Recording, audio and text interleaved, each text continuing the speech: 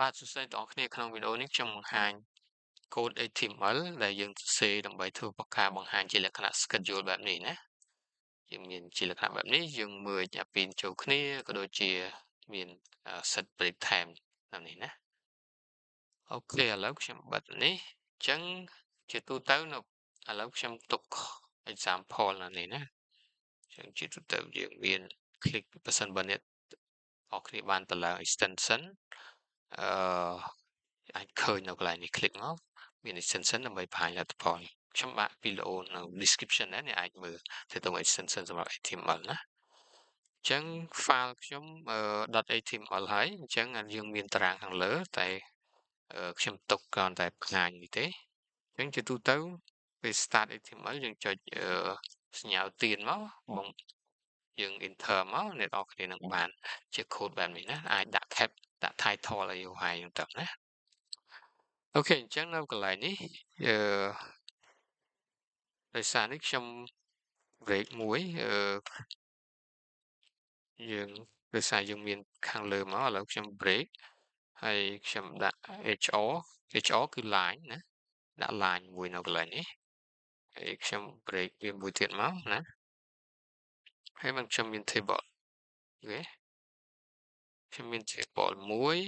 table នោះខ្ញុំដាក់ border វា border ជា property ជា attribute border មួយមកតែយើងអត់ទាន់មានអីទេអញ្ចឹងនៅនេះ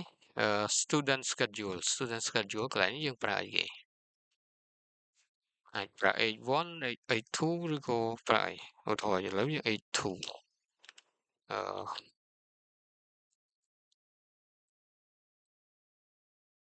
H2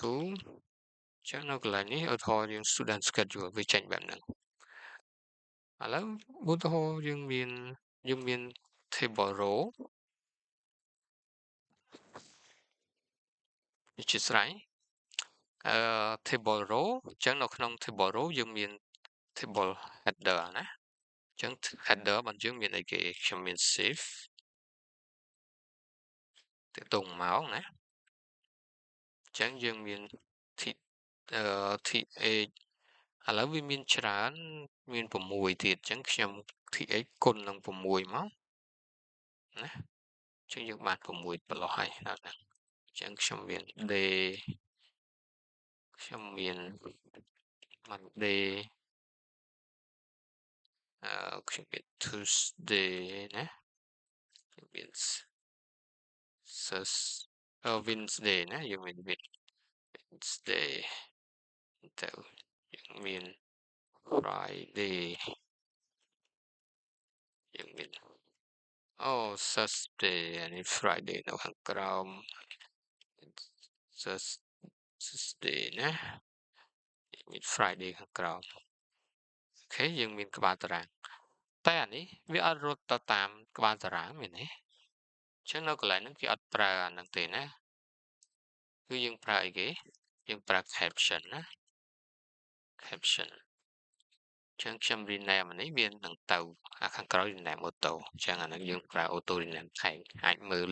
link ខាងក្រោមដើម្បីទាក់ទង extension ណានៅក្នុង VS Code ហ្នឹងអូខេឥឡូវយើងត្រូវការនេះណាត្រូវការ row អញ្ចឹងយើងមានtable row ថ្មីណាហើយខ្ញុំមាន td ខ្ញុំគុណនឹង7តែម្ដងណាអូខេអញ្ចឹងយើងមាន morning ហើយបន្ទាប់មកយើងមាននេះណាពេលរបស់យើងហើយយើងមាន math មានខ្មែរណាខ្ញុំ copy មកមាន English អូខេអានេះវាចេះតែ load មកមាន English មាន history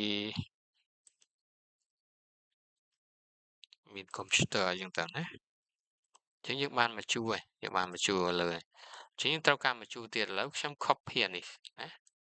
copy អានេះ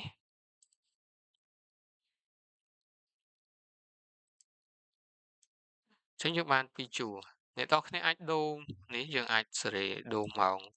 វាឡើងវិញទៅណា update content វាទៅតែអានេះមិនតែនៅ morning យើងចង់ merge អា morning ពីរនេះចូលគ្នាធ្វើម៉េចអញ្ចឹងនៅនេះនេះយើងចាប់ផ្ដើមកន្លែង morning ខាងលើយើងប្រើ row span ណា row span យើងមាន row span 2 row span 2មានន័យថាម៉េចខ្ញុំយកអា2ជួរដេកនេះ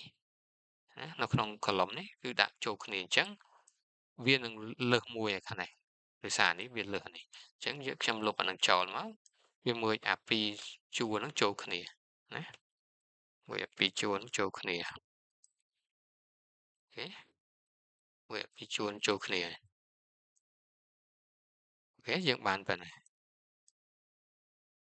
អូខេចុះអាជួរក្រោមគេយើងមាន TR ណា table row យើងមាន TD មួយអញ្ចឹងនៅនេះយើងស្អីគេ break time តែវាតាមមកប្រឡោះនេះទេអញ្ចឹងធ្វើម៉េចឲ្យយកទាំងអស់អញ្ចឹងនៅនេះយើងមាន cold span ណា cold span មាន column span មានន័យយើងចង់ពង្រីក column យើងមួយនេះទៅប៉ុណ្ណាបើខ្ញុំដាក់2វានឹងយក2ប្រឡោះឃើញទេ use 2ប្រឡោះដាក់4វាយក4ប្រឡោះណាឥឡូវខ្ញុំដាក់ដល់7ណាបានវាយកទាំងអស់អញ្ចឹងអានឹងជា attribute មិនវាណាអញ្ចឹងយកទាំងអស់តែធ្វើម៉េចឲ្យវានៅចំកណ្ដាលគឺយើងមាន attribute មួយទៀតគឺ align អញ្ចឹង align តើនេះយើងយក center អញ្ចឹង boom យើងបានណាយើងបានអូខេដូចខាងលើបែបបាត់ឃើញទេអញ្ចឹងបែបវិញអានេះយើងមាន column span ដើម្បីពង្រីក column នេះឬក៏មួយ cell ទាំងអស់ចូលគ្នាដល់ពេលយើងមាន row span សម្រាប់ធ្វើការមើលអាខាងលើនេះចូលគ្នាណាមើលcolumn ណាមើល column ចុះបើសិនបើកន្លែងនេះយើងអាចមាន weekend មានអីចឹងទៅយើងអាចមើលជាដូចប្រើ row span បន្ថែមទៀតណាអូខេហើយយើងប្រើ border នេះអូខេអញ្ចឹងសង្ឃឹមថាអ្នកនរគ្នាបានរៀនអ្វីថ្មីពីវីដេអូមួយនេះជួបគ្នានៅវីដេអូក្រោយណា